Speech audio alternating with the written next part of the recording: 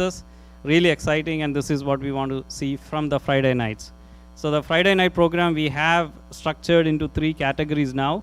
One is a social program, a community program, and then we have a game night. So every Friday night you will see this theme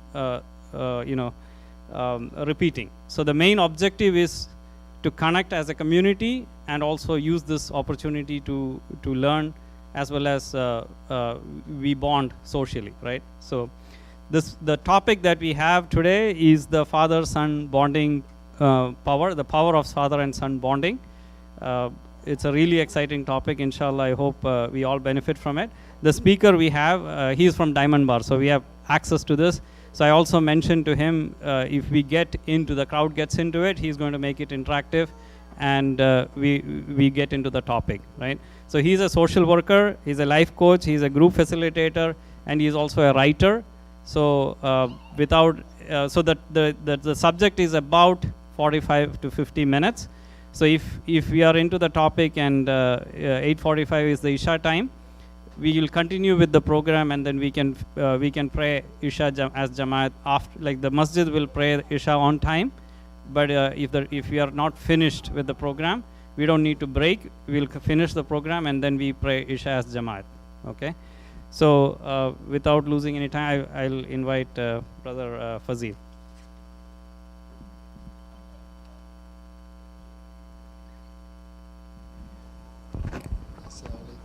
Can you hear me? That's working. Okay.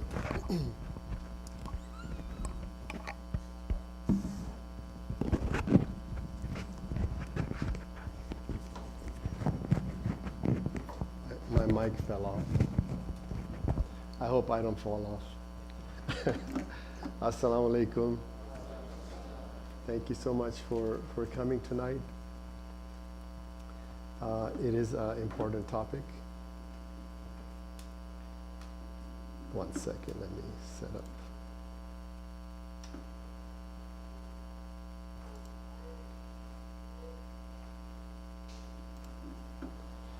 Okay.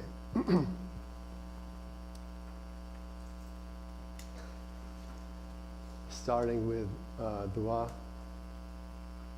Allahumma inni bismillahir rahmanir rahim. Allahumma inni as'aluka ilman nafi'an wa rizqan tayyiban wa amalan mutakabbalan. Rabbi habli min as-salihin.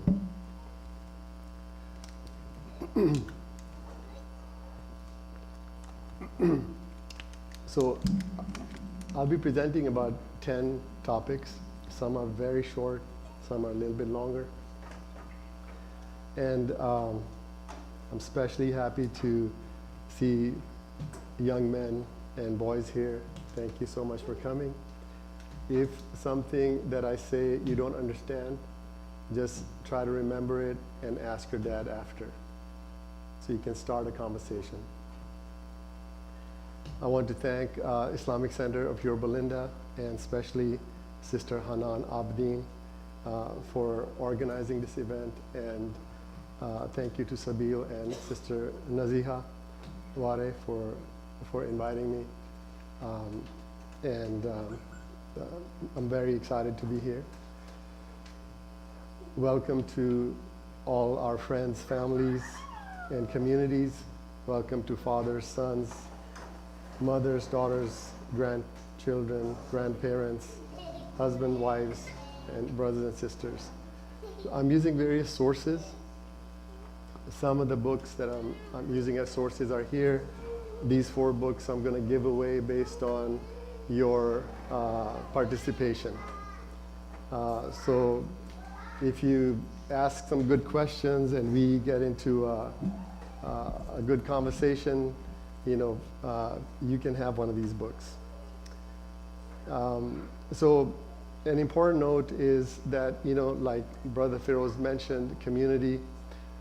So we are talking about men as fathers, as sons, as husbands, and as members of community, and as members of a larger society. So to raise a boy into a man, it takes a village. So in our local community, we have a lot of elders. We are really lucky to have really amazing teachers like Dr. Sobol, Dr. Siddiqui, Sheikh Jamal Diwan, IOK, there's a long list, Sheikh Mustafa, so many.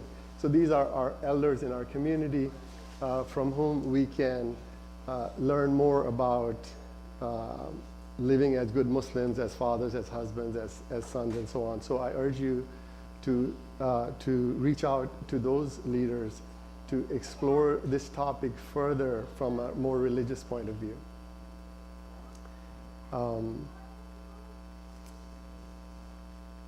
So to start with, to have a learner's attitude is very important. This is in school, the young people will, have you heard of the growth mindset? You've heard of the growth mindset?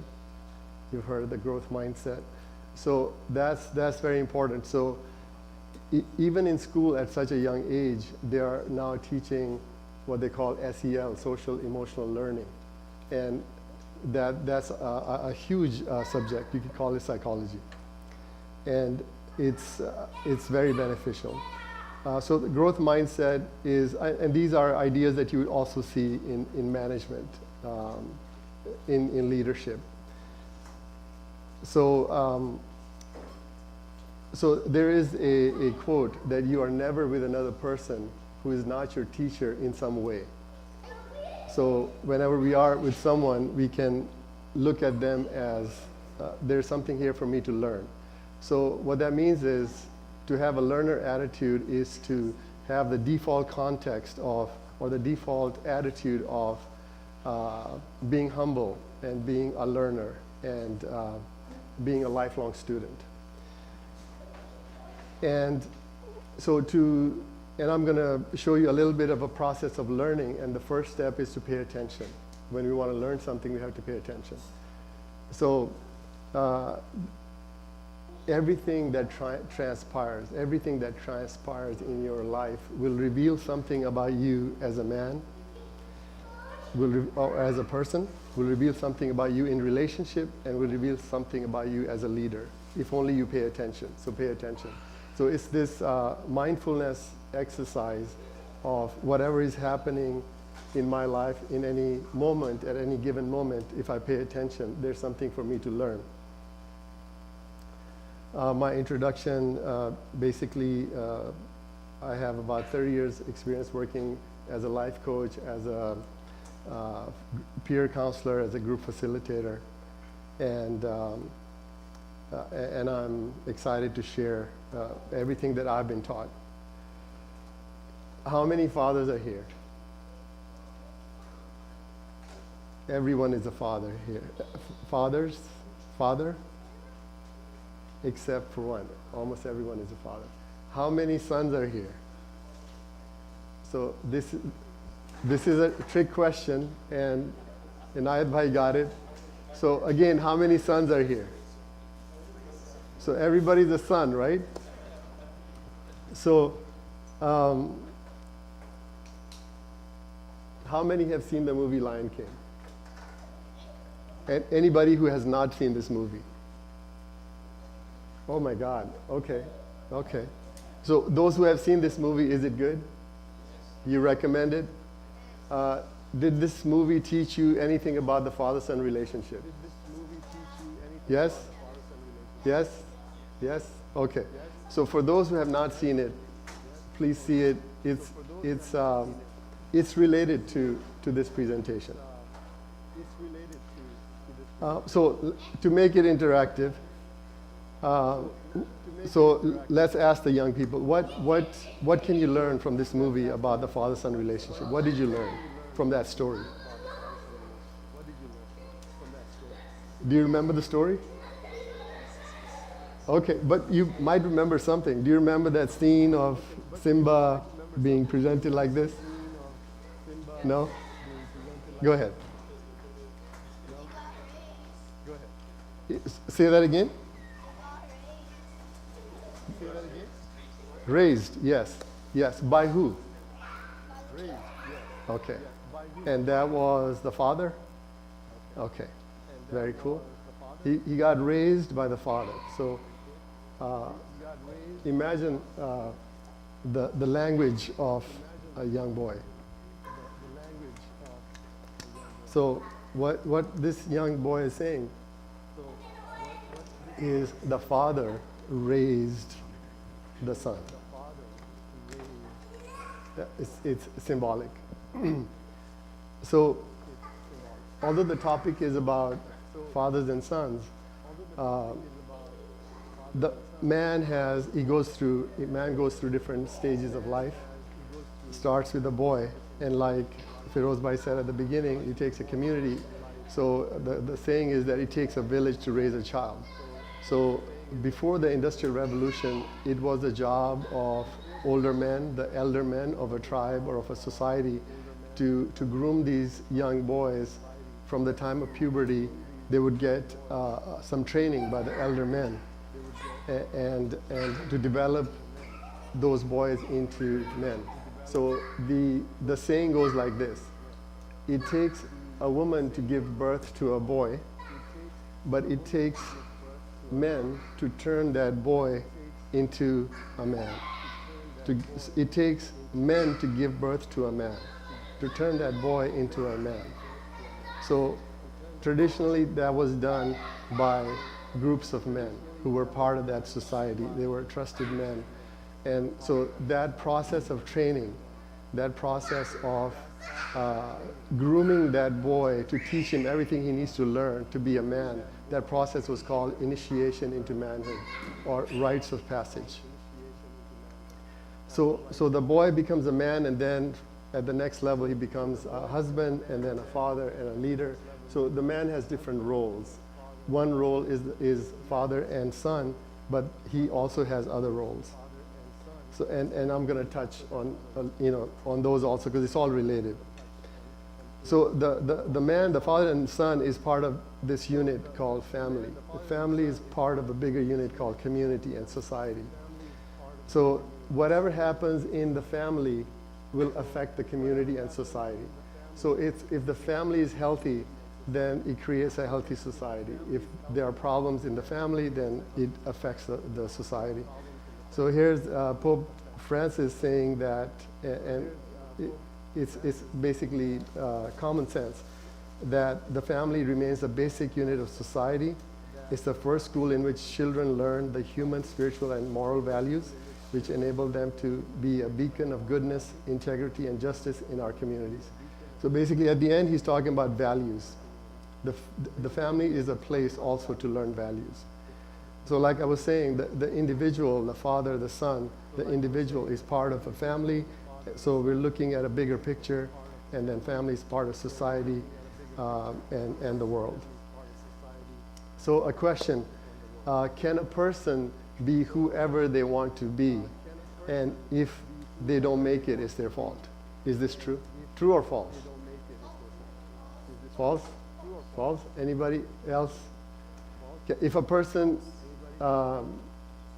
in America we often hear, you can be whoever you want to be.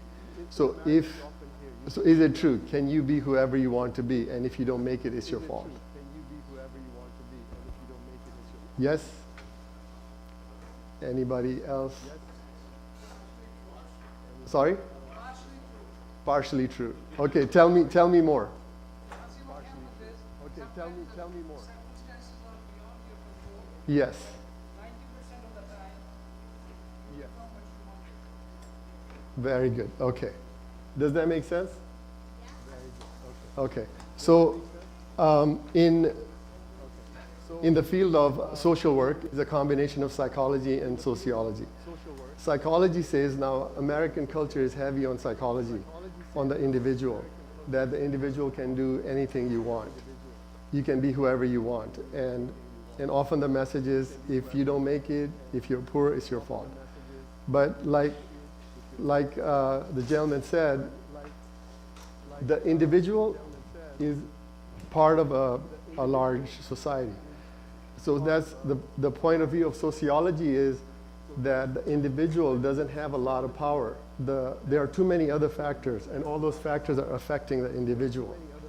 So there are some things under our control, some things are not under our control, so you can look at that as a circle of influence. The individual has, there are certain things I can control, and certain things are beyond my control.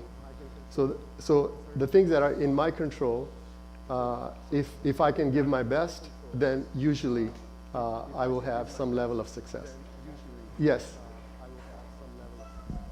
I understand the point that you're trying to make, but I feel as if the individuals that are most successful and what they want to accomplish are those that persevere through adversity. And adversity typically comes from factors that you can't control. So, for example, if somebody wants to become a professional soccer player, there's obviously many others trying to achieve the same thing. But if Yes. you were to try to give his all towards achieving that goal, even if you weren't able to get where you wanted to be, he would still gain a lot along the way. Yes. And that would translate directly to another goal. So I believe that the saying isn't saying that if you put your mind to something, you will 100% achieve it. But what's really being said is that if you work towards something and give it all that you have, you will gain something along the way that might translate to something else. And eventually, if you do that with every single thing that you aspire to be, if you give it your all and that's your mentality, you will be a successful person. Beautifully said, right? I think you were reading my notes. Beautifully said, right? Yes? Is it true? Yeah. So young man, so how old are you? 16. 16. So would you say that this young man has been given a lot of tarbiyah and training by his father and by his elders, by his mother, by his elders? Would you say? So yes? So imagine that's basically what we're talking about is to impart wisdom of the previous generations onto our future generations. So thank you for that very important point. Another question. How many of you, so that's related to the next question, how many of you, when you immigrated here, your grandfather was here or your grandparents came with you? Grandparents came with you or they were already here? How many of you, when you immigrated here? Anybody? When you immigrated here to America, your grandparents were already here or they came with you? Nobody. So this is a key point that that has a lot of impact on the future generations. So how many of you, when you immigrated here, your parents were here already or your parents came with you? One. Is that right? Two. Anybody else? You were, okay, young man. When you immigrated to America, your parents came with you or at least one parent came with you or at least one parent was here? So imagine how many people are here and out of that only two. Do you think that has an impact on you and your future generations? So that's, that idea is this book by Robert Bly, who's the author of also Iron John. And he's a poet, but he noticed that there's a lot of need for men in America to learn about their roles, to learn about what it means to be a man, what is masculinity. Because men were given a lot of this message that femininity and masculinity are the same, and there has been a lot of role confusion. So he wrote that book for men, about men, and Rites of Passage is one thing he talks about. And then after that, he wrote this book, The Sibling Society. Sibling Society is what that question that I just asked. By sibling society, what he means is orphan society or a peer society. So what he says is that when, like Europeans and including us, when we came to America, he says we killed off our grandparents. They were too old they were too weak to travel, to make the long journey on the ship. We left them behind. So he says we killed them off. We got cut off from them. So now a few generations later for Europeans and for us, so what he says is we killed off our parents. So when you kill off the parents, when a society gets cut off from the parents, now you have an orphan society or a peer society. So now, like what the young man has gotten wisdom from his elders. So when the elders are not there, when the parents are not there, when the grandparents are not there, that wisdom of the previous generations is not getting to us, to our next generation. So that's why he's talking about sibling society. So what happens then is people are, since the elders are not there for guidance, now they're looking for peers. Now they're looking at peers to get wisdom, to get answers about life, how to live life, how to make sense of things. So when you're looking to your peers are kind of in the same boat. They're also trying to figure things out at your same level. So when looking for guidance, it's best to look for guidance from elders. Now, old always doesn't mean wise, but usually elders have more wisdom. They have a life experience. And like my friend Sayyid Rahman, he's 80 plus years old, and he says there's no substitute for life experience, right? A lived experience. So this is a common code that how do you destroy a society? You cut them off from their roots. So one thing is like, you get removed from your physical generation, from your grandparents. Another is through colonization, you get cut off from your culture, from your traditions, from your roots, right? So, for example, what happened with Native Americans, they were not allowed to speak their own language. African Americans, completely, their traditions, their language, everything, their culture was taken away from them. So that's how, a society can be destroyed.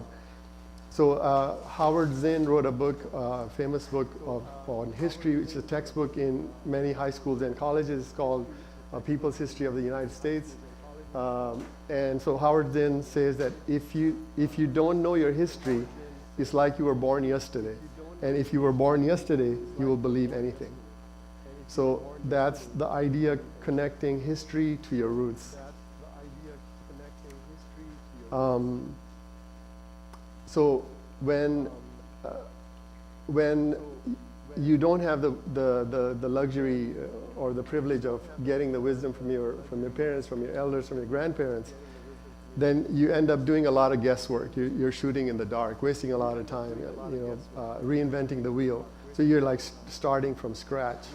But if you have wisdom handed to you from elders from previous generations, then you're not starting at zero.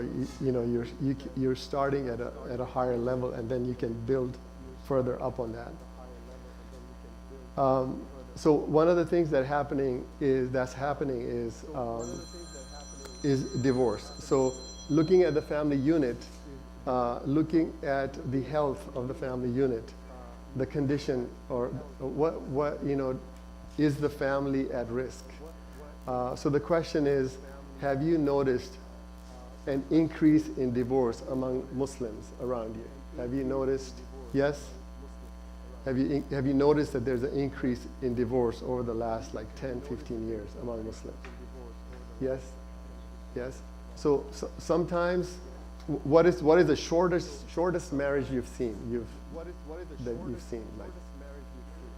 a year. Any shorter than that? Shorter than that?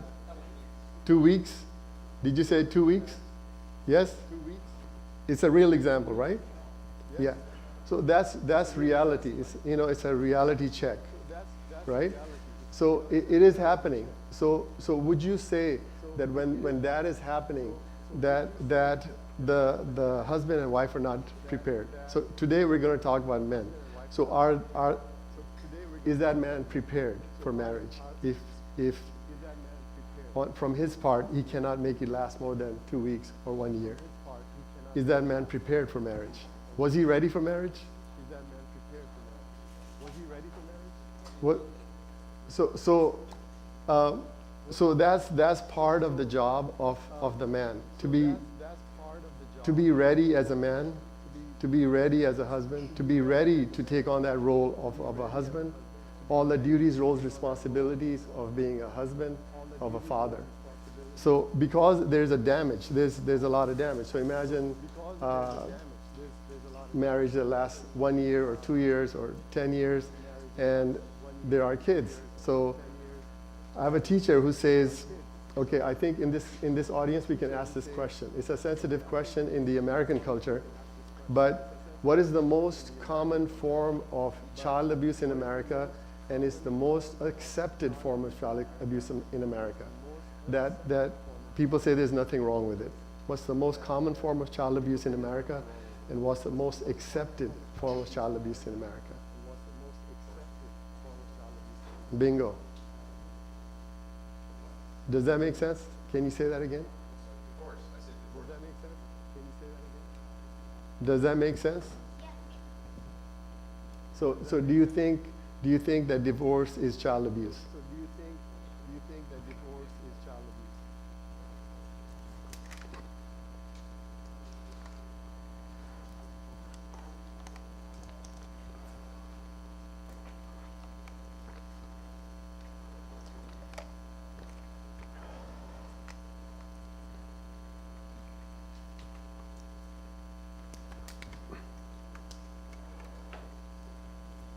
So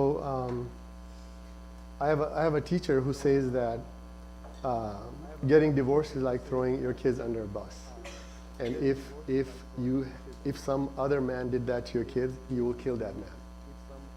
So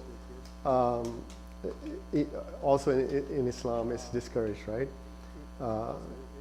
So there are different causes of divorce, but a couple of those are conflict. And to resolve those conflicts, there are some relationship skills we can learn. I'm going to touch a little bit on those. And another very common problem is money related to money. So sometimes it is that the husband and wife don't have compatible values or related to money, related to finances. So as a husband, because we're talking about men and the responsibility of men tonight and the husband, so the husband has to make sure that when he chooses a wife, that the values are compatible, including financial or money-related values. So Hamza Yusuf, in a lecture, said that there are 3 groups of people based on what's at the beginning of Surah Baqarah: the Mu'min, the Kafir, and the Munafiq. So a pious Muslim, a Kafir who's like astray or off track, a non-believer, and a Munafiq who's a hypocrite. And he lacks integrity. So a Mu'min, we can say, is on Sirat al-Mustaqim, and the Kafir is not on that path. So I'm going to touch a little bit on that there's always like 2 paths to oversimplify life, because men are black and white. We like to have 2 choices. It makes things easier. Life isn't that simple, but to get back to basics, it helps to have like 2 paths. So Robert Bly in this book, he says that there are 3 types of men. So this idea is a simple way to explain like what are 3 types of men. So there's a domesticated man, a savage man, and a wild man. So the domesticated man is one who has too many boundaries, and he's not free because other people have imposed boundaries on him. The savage man is one who has no boundaries, and he thinks he's free.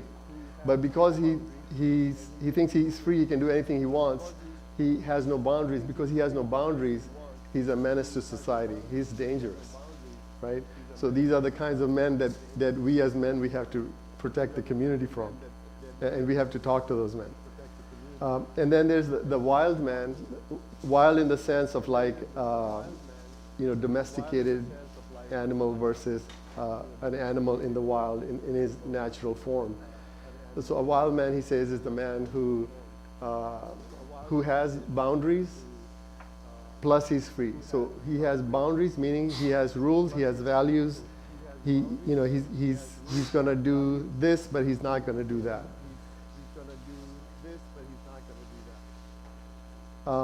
So like the difference between a mu'min and a munafiq, one thing. So tonight's presentation is also a lot about tazkiyah or self-reflection and purifying the self. So religiosity doesn't automatically mean that a person has good character. Religiosity doesn't always equal integrity. So if I'm being religious, I still have to do tazkiyah and look at myself like, am I, how else can I improve and do better? So that requires being brutally honest, which requires courage. Yes. So I think this definition of being religious does not mean that you're kind or have a good character. This is from maybe some other non-Muslim point of view. Uh-huh. In Islam, having a good character with people is at the core of being religious. Yes. Prophet Muhammad sallallahu alaihi wasallam said, "إنما بعثت لأتمم مكارم الأخلاق." I have been sent to perfect the best of characters. Yes. So I think this definition is from other non-Muslim maybe. So I think this definition. This one? Yeah, this Karen definition Armstrong? from Karen Armstrong is maybe from some Christian or other faith that the underlying assumption here is that religion is just something between you and God in your home or church.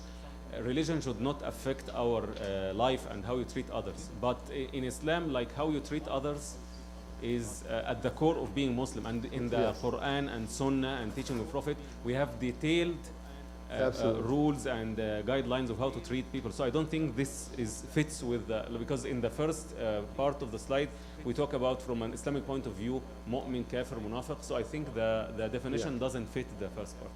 Yeah, so I completely agree with what you're saying about what the Islamic teachings say. So actually this quote is saying the same thing. What it's saying is, be a kind and compassionate human being. That is toward other human beings. That is character. But this definition limits, it says, the litmus test of religious practice is, does it make you kind and compassionate?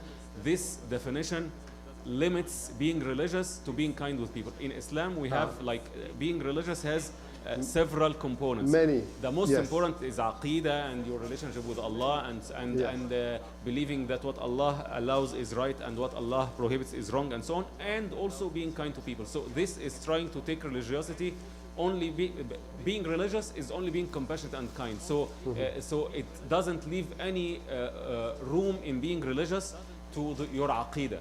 And this has to do with be human, and then it doesn't matter what your religion you are as long as you are human or kind. So I Okay. don't think it fits from the Islamic point of view. Okay. So probably the most important point of this presentation is this one thing. So character, purification of the heart. It's the heart is the center of the soul of spirituality, right? So the most important point of this presentation is love. So the kids want to know, do you want to know that your parents love you? You always want to know that, yes, you always want assurance that my parents love me. So, so as far as a parent, I took a 6-month-long course, and the main point of that was, as a parent, the main number one, if you can do only one thing as a parent, that is to give unconditional love to your children. So when you give unconditional love to your children, I have another slide somewhere down there. When you give unconditional love to your children, then they will bond with you. And then they will tend to listen to you. They will tend to cooperate. So that's a key point for tonight. Now, love has been a word that has been overused, and it has lost its meaning. So when you ask people, what is your definition of love? What is your definition of love? What is love? What is your definition of love? Anybody have you want to share? What is love? What is the definition of love? What is love? Yes. Gentleman over there.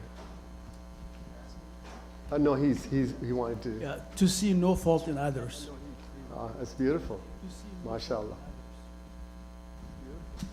Good definition? Good definition of love? Yes. Good definition of love? Yes. Taking care of someone. Beautiful. Beautiful definition. Yes. So from a women's point of view, men take note. From the women's point of view is what the gentleman has just said. Love, the definition of love from a woman's point of view is feeling taken care of. Feeling taken care of. Yes. Are we talking about love in a relationship context or just in general, like spreading love to people? General, any. I believe love is putting your interests aside to benefit others because of the amount of affection you have towards those others. For example, if you're in a relationship, there's lots of hard decisions, and if you agreed with every decision, then somebody in that relationship isn't communicating, and then it would be an unhealthy relationship. So it's normal to have conflicts in a relationship, and those people loving each other, the importance of that is someone always putting their own interests aside to benefit the other person because they love them. And I feel like in a relationship context, that's the definition of love. Good definition. I like it. Yes. 1 second. Yes.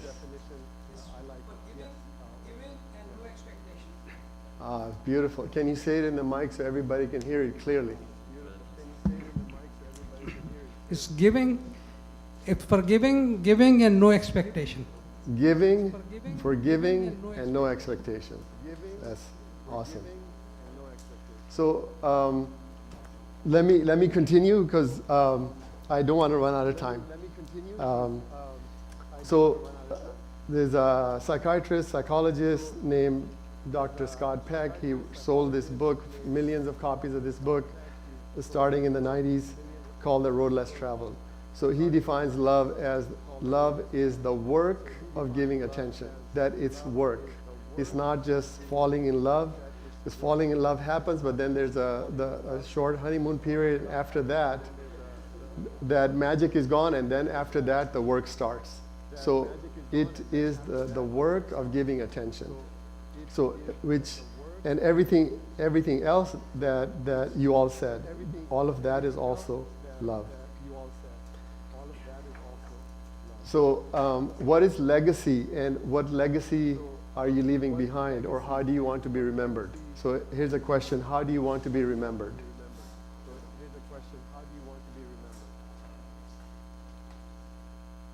How do you, so anybody want to say anything about how do you want to be remembered? So anybody? Okay. As a positive influence to society. Okay, that's wonderful. To summarize, I guess. Yes, that's it. That's exactly it. So legacy is what you are leaving behind. It can be positive, like the gentleman said, or it can be negative. Allahu Akbar, Allahu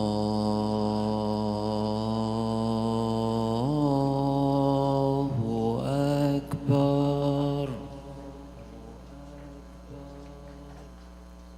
Allahu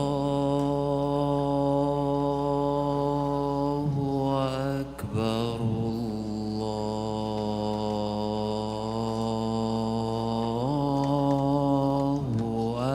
Akbar.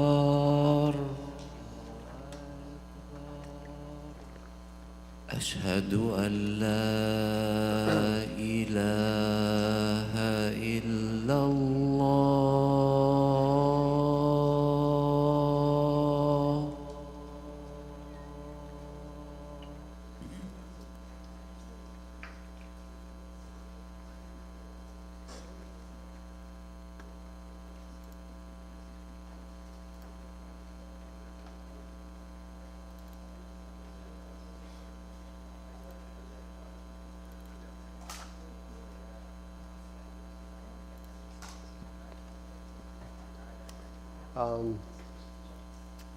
I'm waiting for Zach. I'm going to show a short video clip.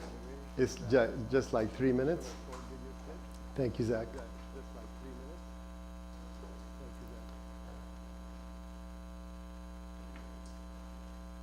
Alexander life is not worth living, Plato says in line 38a.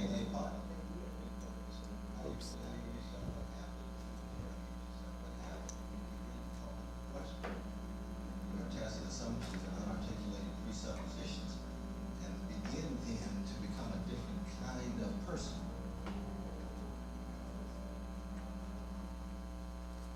Thank God you're not those who know. A philosopher, lover of wisdom. Takes tremendous discipline, takes tremendous courage to take for yourself, to examine yourself. The Socratic imperative of examining yourself requires courage. And the way Butler Yeats used to say, it takes more courage to examine the dark corners of your own soul than it does for a soldier to fight on the battlefield. Courage to think critically. You can't talk. Courage is the enabling virtue for any philosopher, for any human being, I think, in the end. Courage to think, courage to love, courage to hope. Plato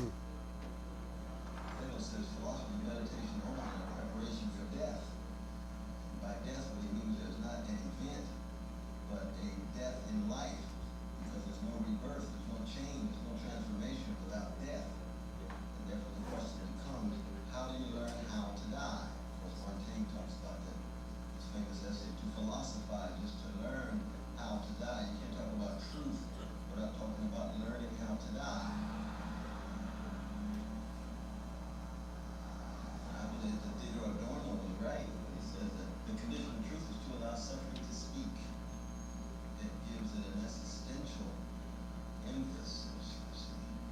So that we're really talking about truth as a way of life, as opposed to simply truth as a set of propositions that correspond to a set of things in the world.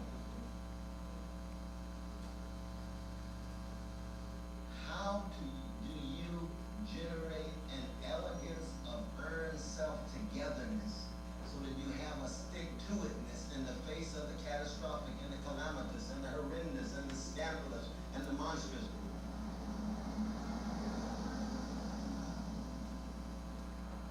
I want to stress as well, time is a gift. Time is a giver. So that, yes, it's failure, but, how good is the failure? That's a wonderful thing. And Becky could say, try again, fail better. But why call it failure? Why not say you have a sense of gratitude that you're able to do as much as you did? You're able to love as much, and think as much, and play as much. Why think you need the whole thing? You see what I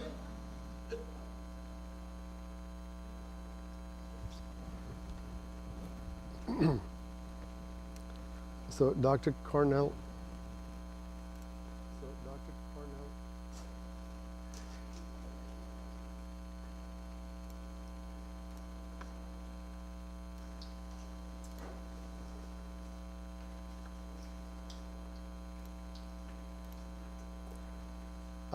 Thank you, Zach. So, Dr. Cornell West has written many books. He's a famous professor. So, in one of his lectures, he said this idea of self-examination, or we can call it tazkiyah, self-reflection, that 2,500 years ago, Socrates said, an unexamined life is not worth living. And 2,500 years later, Malcolm X built upon it, and Malcolm X said, an examined life is painful. So what he was just saying, one of the things he was saying was it takes courage to examine yourself, to look at, all of the good and the bad and the ugly. And the other thing he was talking about a little bit about failure, like the young man standing back there, he was saying that you can give your best, but at the end you will still learn lessons. So that idea of being persistent is called grit, or stick-to-itness. You stick to it, you be persistent, and that is the way to keep going forward. So why do that? Why bother to work hard, do that courageous work of, that painful work of looking at ourselves? Why do that? So there's a gap between the man I am today, the man that I am today, versus the man that I aspire to be. The man I always wanted to be is up here. The man that I have a role model, I want to be there. So there's a gap between me, I'm here today, I want to be there, and there's a path that goes from here to there, and I'm not there. So there's a gap. And similarly, there's a gap between ilm and amal. There's a gap between I acquire knowledge, but I don't implement it. I don't implement it fully, or I implement it for a little while, and I don't implement it persistently. So there is this gap, and so we always try to narrow that gap. So legacy legacy is also a question of why are you here, what's your mission, what's your vision, what's your purpose in life. And one way of saying that is that we are here to discover, learn, teach, share, and serve.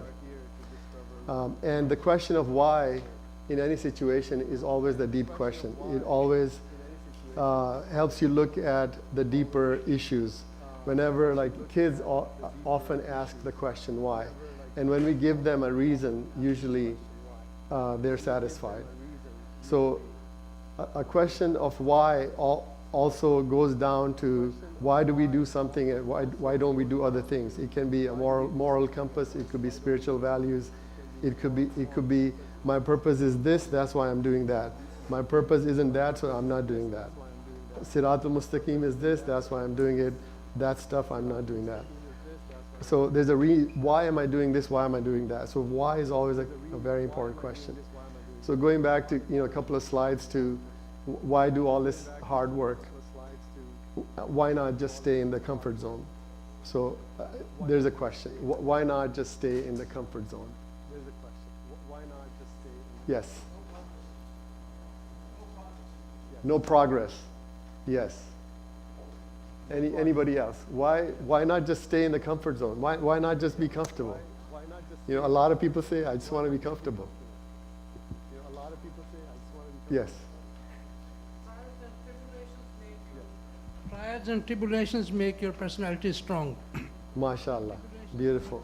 So what our elder is saying is that trials and tribulations it's that fire. Like in Urdu they say that it's what's going to purify the gold. So the gold nugget is mixed in with all the metal, and it's the fire that's going to separate and get you the gold. And so the trials and tribulations, the hard work is what builds character. And so comfort zone, so learning does not happen in the comfort zone. So when we are in the comfort zone, learning stops. So like I'm going to talk a little bit about ICYL in a couple of minutes. And so same idea, that what he says is that you always have to strive to get to the next stage, to get to the next station. And why change? Why get out of the comfort zone? Because it's in the Quran. Surely Allah does not change the condition of a person or a nation or a people until they change their own condition. So blaming is, it's like pointing the finger at somebody else, right? So there's a saying that when you're pointing one finger at the other person, remember that 3 are pointing at you, that I have to take responsibility. And, like Gandhi says, what the gentleman alluded to is to be the change that you want to see in the world. Like what you were saying, that to leave a positive legacy, so to be the change in the world. You change yourself, and it will have a ripple effect, and you have to have faith that it will have a positive effect. So when it comes to legacy, we need to know our mission, our vision, our core values, and then purpose is a path that you're going. It's a direction you're going, and so then we need a strategy. to go down that path. You need a strategy to win. Okay. I forgot I have a clicker. So, time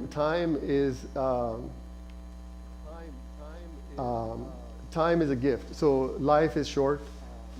The time we have given is very short. The time we have been given is very short. So it's a gift. So we have to value time, and we have to value our lives, and including our mind, body, spirit, and psychology, and everything else. Our responsibility is to be a steward of our own life, of our family, and of society. So purpose, one definition of purpose is the path that you're going, the direction that you're going, and purpose gives meaning to your life. So knowing the purpose of anything small or anything big is important, and then there's a thing called higher purpose. So again, like I said, purpose is a path, and here I am, the man that I am today is here, the man I aspire to be, or the role model that I'm trying to follow is up here. And so the path is to keep, that's the path to keep going up on. Is the role of men and women, is the role of men the same as the role of women in society? Is a question.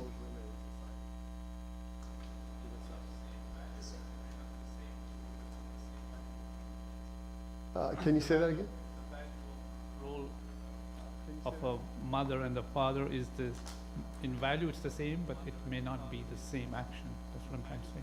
Okay, very good, very good. In today's world, it might differ a little bit, but it's essentially the same.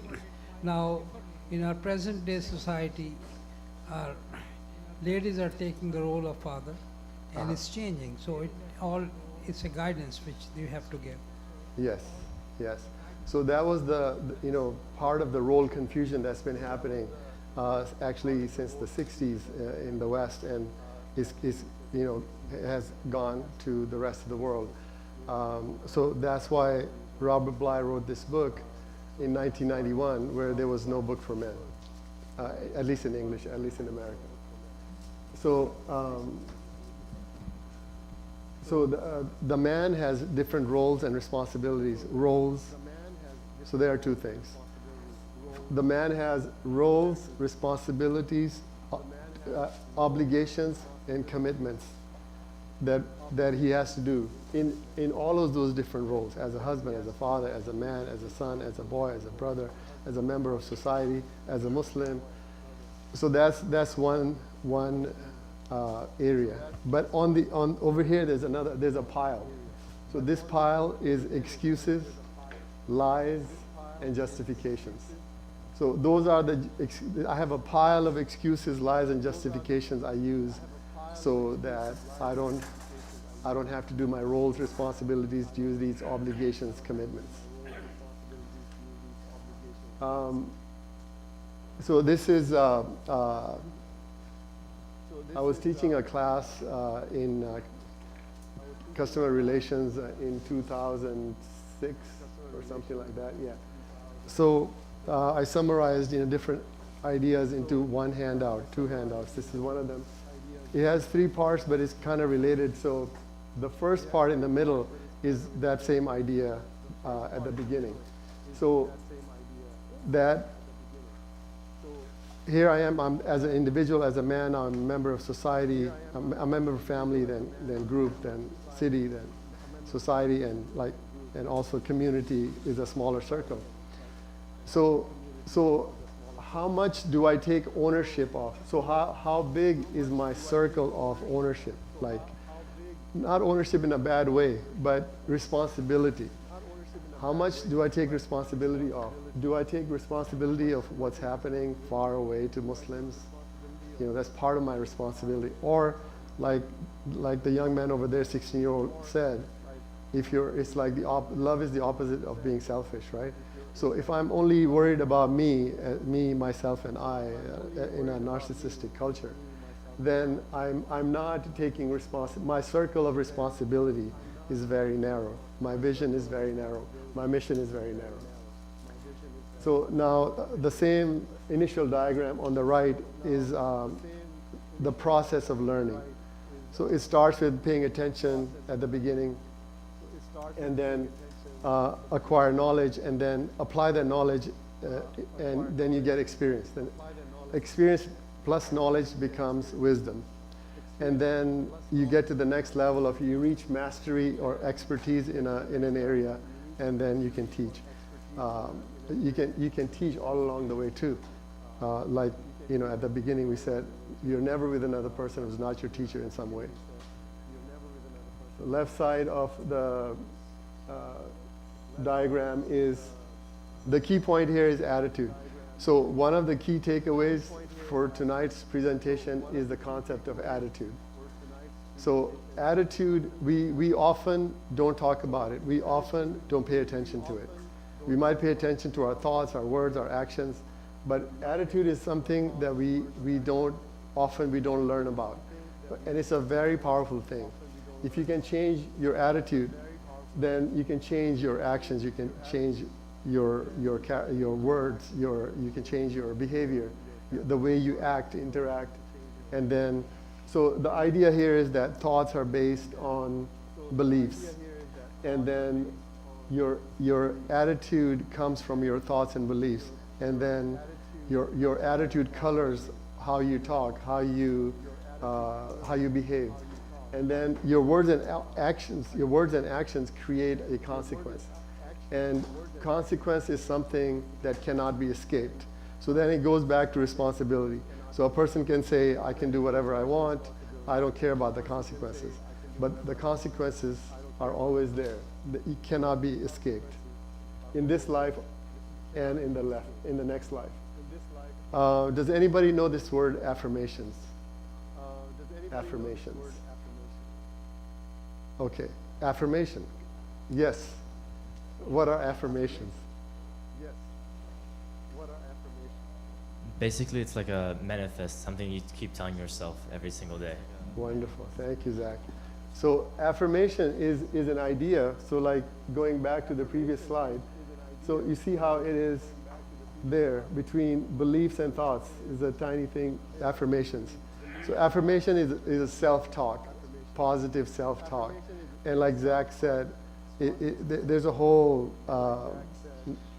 huge amount of books on this. They call it manifesting, you know, creating your future or manifesting your future. Or, but the basic idea there is that what we think, we create. So if I have a negative attitude or a negative perception about something or a bad situation, or if I have a bad perception about a situation before it has happened, that's called self-fulfilling prophecy, right? I have manifested. If I go there with a negative attitude, I'm manifesting something negative from happening. So if I catch myself that I'm having a negative attitude, I can adjust my attitude. I can shift my attitude to something more positive, something more applicable. So one thing that can help me with that is using affirmations and writing things down. Like an example is here, you know, I love myself, I approve of myself. Something as simple as that. Tomorrow will be better than today. So that was the diagram. So the role of the man has, so like we said, many roles. A boy, a son, a father, brother, member of society, grandparent, brother, cousin. So the question is there a question? Yeah. Okay, I think I didn't put the question there. So the question is, can you be, if you want to be an excellent father, can you do it without being a great husband? Can you be a great father if you're not a great husband? No. Yes. No. Yeah, it goes both ways. Yes. Goes both ways. Yeah. One leads to the other. Yes. Yes. Very good. So, this is my other teacher's book, which I forgot to bring. Excellent book. That was. I kept thinking I'm forgetting something. So one of my teachers, he